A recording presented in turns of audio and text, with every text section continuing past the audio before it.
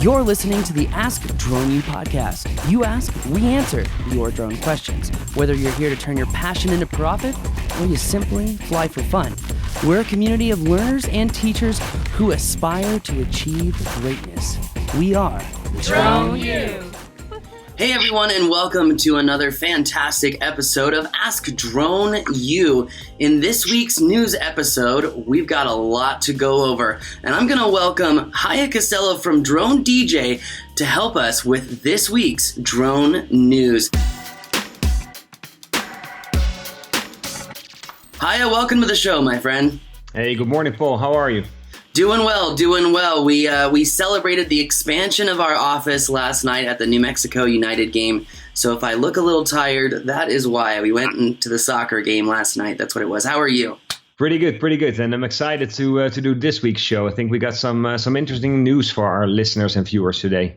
I think we do have some interesting news for our viewers today. So speaking of the first news story for this week, well, this comes down to the Industrial Revolution expanding thanks to drones. The only thing is, we're going to have a lot of hiccups, and it seems like the very first hiccup to create an obstacle for this new wave of the Industrial Revolution has already happened in Switzerland. Haya, what do you have for us?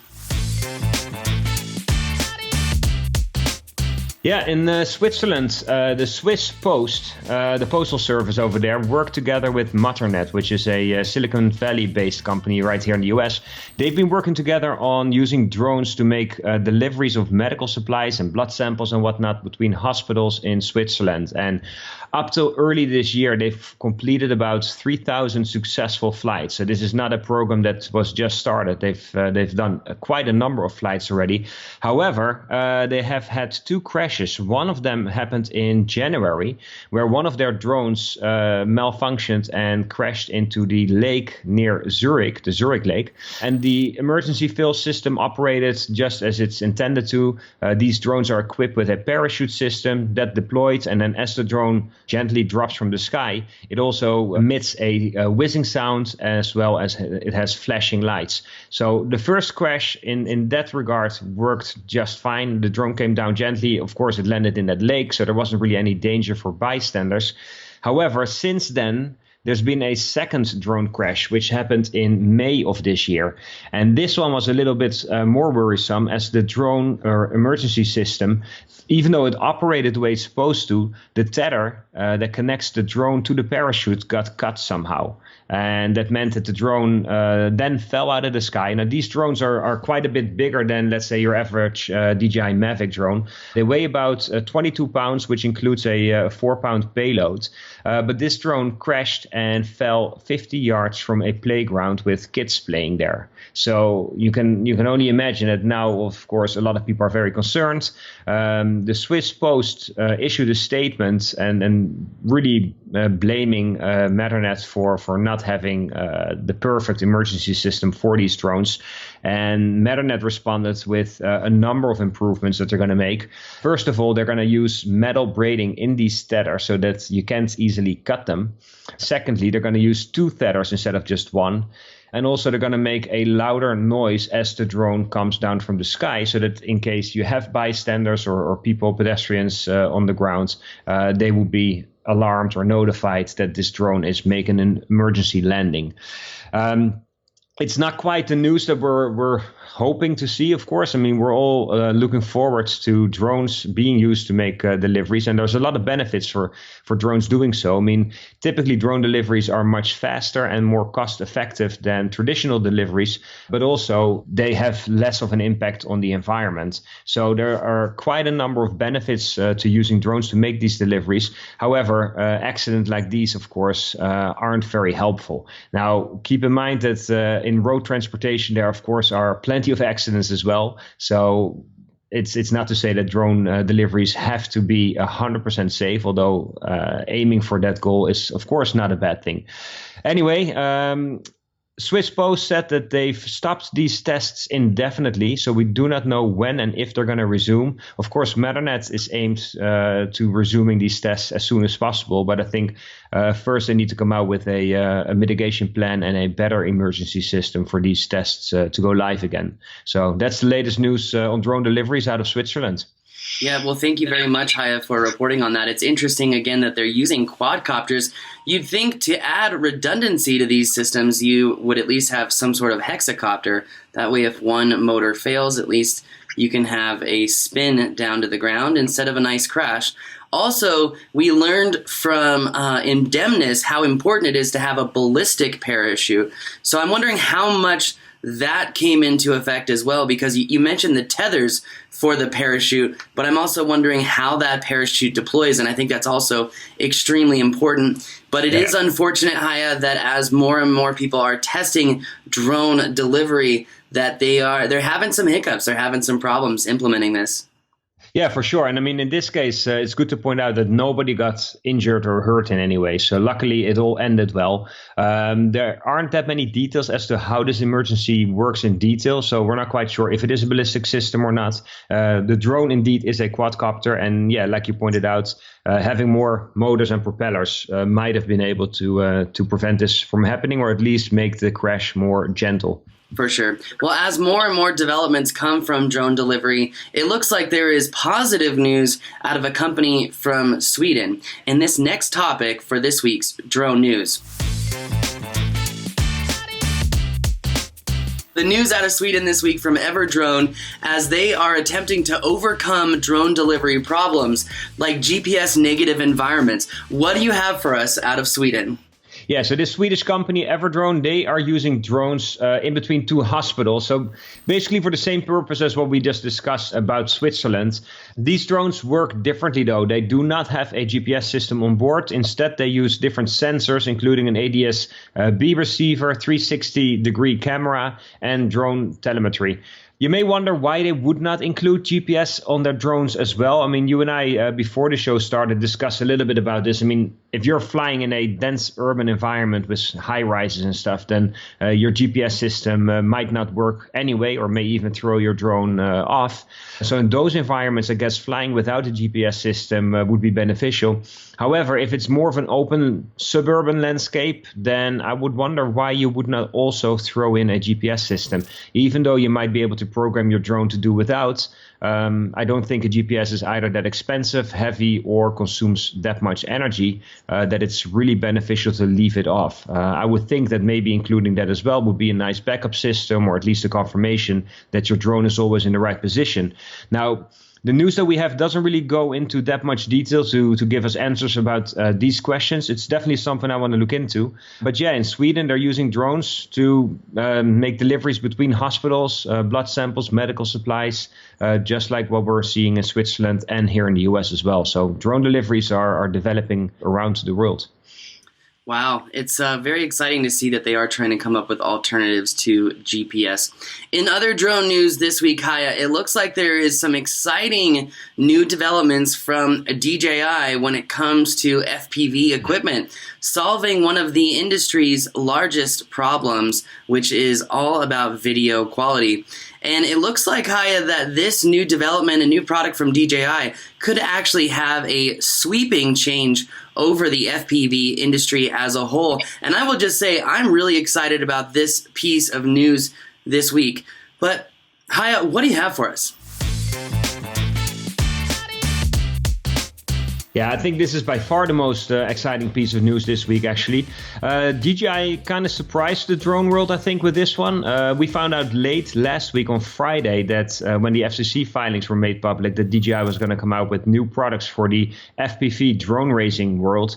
They launched their products yesterday, and it consists out of 4 different items. So you have a DJI FPV goggle set, you have a FPV remote control, there's an air unit, there's a transmission module connected to a camera as well, and this package can be mounted on any device. So it doesn't even have to be a drone. It could be a RC car or a fixed wing drone. And the big difference is it provides you with a HD video feed rather than an analog video feed. So imagine when you're flying, I mean, you probably would have seen those videos on YouTube, or maybe you're a drone racer yourself. Typically, when you look through those goggles, the signal that you get has some static in it. It's analog, it's much lower resolution, it's much harder to see where you're flying. So especially things like power lines or other drones or tree branches can be very hard to spot. especially when you consider how fast these drones are flying. We had a chance not to fly these drones, but at least to see the difference between an analog signal and an HD signal. And it's huge. I mean, you get much more saturation, you get a much more detailed and sharper view. And what we've seen is that when these drones fly, there really isn't any real latency, first of all, but also the range is quite large. I mean, you can fly these drones now with this DJI system up to 2.5 miles. And even when the signal deteriorates, it becomes more pixelated, but it doesn't drop out completely. So maybe if you fly even further, it might be, but not what we've seen. I'm very excited about it. Ferdinand Wolf, who is the creative director from DJI in Europe, pointed out that especially for the larger drone race leagues, this might be really interesting, because right now, if you're in the audience and you're either watching the action on the big screen, or maybe you brought your own set of goggles and you want to tune into one of the FPV drones, it's very hard to see what's happening. And if your drone is in first or second place, I mean, it's all moving very fast and the signal just isn't great enough. DJI expects that now with an HD feed, that these drone leagues will probably switch over to this system pretty quickly, because they'll be able to provide much, much better footage to their audience. I think that's a big deal. And I think also once those leagues make that change, I think a lot of aspiring drone racers will probably want to make that change as well, because why wouldn't you want to fly with the systems that you would be using if you start to fly competitively? Apart from all that, personally, I've seen that difference in video quality. I cannot imagine that you would want to go back to an analog system once you get used to an HD signal. It's just that much better. Yeah, I have so many questions about this, because the fact that they're selling a remote and HD goggles together with this system, do these systems work with certain flight controllers? I noticed, DJI hasn't put out a drone that works for this. And for those of you listening who are not familiar with the FPV community, pretty much the FPV community is a DIY, do-it-yourself drone builders. I call them the tinkerers. Yeah. And we actually have a building class Haya, Night Fury, who was one of the world champion one year. He lives here in Albuquerque, New Mexico. He did a build class for us. So if anyone wants to learn how to build a racing drone, we actually have a class for that, and it's free for members, so you can check that out. Really, really helpful. That being said, honestly, after this came out, and the fact that we're building a race course here inside of our office, Haya, this is really exciting, because you're right about interference. And interference is a huge issue, because a lot of people haven't gone to HD previously in the FPV community,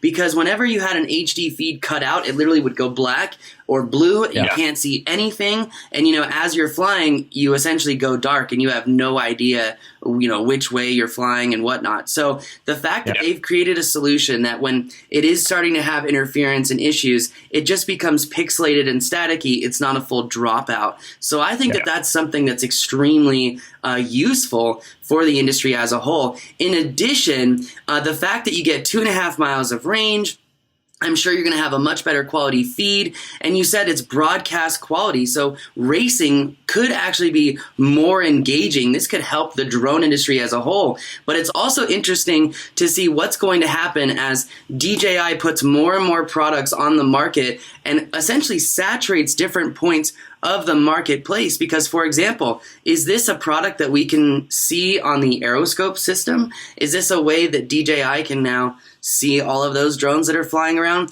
Because, like I said, this is a phenomenal advancement for the FPV community. It's just interesting about what role will this particular product play in the bigger scheme of the industry. Does that make sense? I think it totally makes sense. I mean, I had a chance to talk with Ferdinand for quite some time, actually, after the main event was done. And we talked about how the Mavic 2 is already quite a step up from the original Mavic Pro in terms of the connectivity and how much more stable the transmission is, and you can fly it in all these tough to fly situations, and that drone performs really, really well. Ferdinand told me that this system that they're using now for the FPV set is way beyond that, and they can tweak and tune it in different ways. In this case, they tune it for low latency so that you have really, really fast response times. If they were to use this same system, let's say for a Mavic 3 or whatever their next drone might be, they can tweak it in a way that, let's say, your 4K video footage would be of higher quality, and maybe that would be at the expense of latency. But let's say for regular drone flying, the latency wouldn't be as much of an issue as it is for FPV drone racing. So Apparently, this is quite a step up. If you look at the hardware, the remote control that they now came out with looks very similar, if not identical almost, to the Phantom 4 and the inspired remote controls. However, the inside, all the hardware inside is totally, totally different, and it's quite a step up, he told me. So again, it's DJI making its inroads into the FPV racing world. I think it's going to be a shocker for a lot of people when they first see the quality of this footage. And of course, it leaves us with one big question. Now that DJI came out with the goggles, the remote, and that air unit and camera, is where the heck is the DJI FPV drone? That's, of course, the question that's on a lot of people's minds. And I spoke about this with Ferdinand as well at the event. And I told him, like, hey, it's great. You come out with this package that makes a lot of things simpler. But people still need to get the frame, the props, the motors, and start building their own drone, and especially soldering as well. And like you said earlier, the FPV drone racing world is very much a do-it-yourself environment. And I think that the typical DJI customer might not be that kind of person. I don't know if they want to get their tools out and start soldering and figuring out how to make your own FPV drone. So what DJI is now going to do first is they're going to recommend certain components and put that up for sale on their website. So at least you know what hardware to buy that would actually fit and work with this new DJI product. But it still begs the question, like how much longer is it going to take for DJI to come out with their own FPV drone? I mean, they are a drone manufacturer after all. So to release all these products but not come out with the actual drone, I think is very weird. And I would expect them to come out with a drone fairly soon, to be honest. Yeah, I mean, I wouldn't be surprised if we saw something for Christmas. DJI has surprised us before, so I wouldn't be shocked at all. Well, honestly, I have to say this is exciting, Haya, and I'll be picking one up myself. I think it's very cool, and I think it's a great addition to the product lineup. But again, the question remains, is that will DJI launch a drone that works with this program? I will say thanks for telling us about being able to buy parts that do work with the system on the site. That is not something that I knew that they were doing, so I think that's extremely helpful. But it looks like, Haya, in this week's next piece of news, DJI launched one more new product that kind of flew under the radar. What do you have? Well, this is not actually launched yet, but another FCC filing that came out the other day showed the DJI Osmo Mobile 3. And we had the 1, we had the 2, which was already cheaper, lighter, and better in many ways. Now they're coming out with a third iteration. This one folds up, spins a full 360 degrees and is charged with a USB-C connection. It's also lighter. Now, when we saw the second generation come out, they made it a lot cheaper. If I'm not mistaken, the DJI Osmo Mobile 2 is $129. It's going to be interesting to see how expensive the Osmo Mobile 3 is going to be. Foldable design, lighter, so it should be easier to travel with. The one thing I'm not quite sure of is that if you are a videographer or if you want to be able to take those panoramic shots that would require some kind of gimbal, if you're somewhat professional, I think you would opt probably for something like a Ronin SC, the gimbal that DJI recently relaunched. Or if you are looking for portability, you would probably go towards something like a DJI Osmo Pocket. So I don't know how much of a market there still is for the DJI Osmo Mobile 2 or 3 in this case. It's going to be interesting to see. I mean, they improved the product, and even though we haven't seen any new drones from DJI this year, the company has been very busy releasing all kinds of products that expand their product line. It's very awesome for, I think, a very unique audience. I think the Instagram audience who's used to using their phone will really actually like this product. I'm sorry that I made the mistake saying that they launched the product. I thought that they had already launched it, reading your article, but good to know that they haven't launched it, and we are expecting it soon. So in this next piece of news, Haya, it looks like BHP is saving millions of dollars per year by shrinking inspection times thanks to drones. So What do you have for us there? Yeah, this is the mining giant BHP Billiton. They released a statement saying that they estimate that they save about $5 million per year using drones. Now, of course, if we just look at the money, then we don't consider the safety aspect. I mean, rather than just saving money, what might be more important is you actually don't put people at risk, first of all. But this article really points out that drones are able to do a lot of the inspection work in industrial complexes faster and cheaper than you can with manual inspections. Their company vice president of marketing says that drones cut down inspection times by 75%. And making inspections on their freighter ships, for instance, only take 15 minutes. And you can imagine that for large companies like BHP, if you're able to use drones throughout your business, there's probably a lot of time savings that you can realize that way. I mean, I think it's fantastic that yet again, more and more people are realizing the value that drones provide. But even still, it looks like in the next piece of news that we continue, how drones are helping out and the value that they provide for not only companies, but for workers themselves. What's going on? What's going on there? Yeah, this was an article in Bloomberg. You can find the link on Drone DJ to the original article, and there's even more detailed information in there. But basically, the main point is that drones prevent a lot of people from being in dangerous positions or work situations to begin with. And drones are being used more and more in industrial companies and construction companies, and it makes a big difference. Just to give you some numbers, in 2017, we had 166 US workers die because of being in confined spaces. So these are people that inspect tanks from the inside, for instance. And at times they die because there's a lack of oxygen or there's toxic fumes that are still in those tanks. And when people go in, they might not realize it. Sometimes those fumes have no scent, so you wouldn't even know. And even though, I used to work for Shell Oil back in the day, and the safety requirements are really, really strict. You always need to have multiple people in those kind of situations. But still, in 2017, that 166 people died in confined spaces is quite staggering. However, the number that's even worse is the number of people that die because of falling down from high or great heights. 887 people unfortunately ended their lives that way. And this article points out that in many of these situations, you might have used either robots or drones to do the work faster, but more importantly, do it much safer. And they have a number of examples. I'll read you this one. This is at Shell, for instance. So inspections of gas flares at Shell's refineries used to take days, says Randy Burrow, Shell's health and safety manager. To get workers close enough to the flame-spewing stacks to check pilot lights, the system had to be taken offline. Then workers were hoisted in a basket several hundred feet high to the top of the stack. And now drones can complete the inspection of a still burning flare, so it doesn't even have to be shut down, in a matter of hours without a worker ever leaving the ground. So that's one example. Another one is from AT&T. They have about 65,000 cell phone towers in the US, and some of them are as high as 1,000 feet. So sending people up there, of course, is very dangerous. Tower climbers are 10 times more likely to fall to their death than compared to construction workers. So this is way more dangerous than people working in construction sites.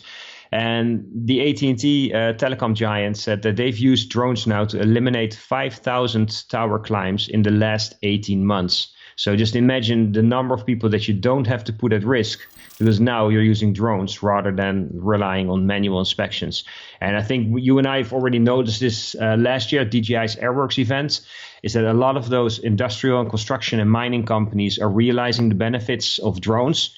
Sometimes it might be driven by cost savings, but I think in many cases it's the safety aspect that actually puts drones to the foreground. And I think we're going to see a massive adoption in different industries for people to start using drones now. And as a last thing I want to add to this, actually, the FAA said that in 2018 there were 277,000 commercial drones registered. They expect this number to at least triple, if not increase 5 times by 2023. So just to give an example of how much of a growth rate people expect to take place. Love it. We're excited. Hey, drones save lives and they save money. Why wouldn't you want to use them? It's the new DeWalt tool. It's not a toy, it's a tool. I love it. Yeah, and that's the news I got for you guys this week. So I hope that's exciting. It is exciting. Haya, thank you so much for joining us this week. Really excited to see what role the DJI FPV lineup plays. Also really excited to see how drones are saving lives and saving money, and also realizing how companies are trying to come up with alternatives for, drone delivery and the next wave of the industrial revolution, as I call it. Well, Haya, thank you so much. My pleasure, and thank you for having me on the show as always. Sounds good, Haya. Always enjoy having you on the show and look forward to celebrating your birthday this week. Yeah, this weekend. City. So happy birthday. Thank you, man. Thank you. I'll see you in a matter of days. Awesome. Sounds good. I just got a notification that my flight was canceled, so I'm going to have to work that out. But anyway, thanks again for joining us, Haya. And for everyone who's watching the show, if you have a question, go to AskDroneU.com and upload that question. Also, don't be afraid to leave a comment below, whether you're listening on YouTube or whether you're listening on iTunes. We greatly appreciate you being here with us. And also, if you leave us a review, that helps other people find us as well. So, Haya, once again, thank you, sir. That's going to do it for us today. Thanks again for listening to another fantastic episode of Ask Drone U.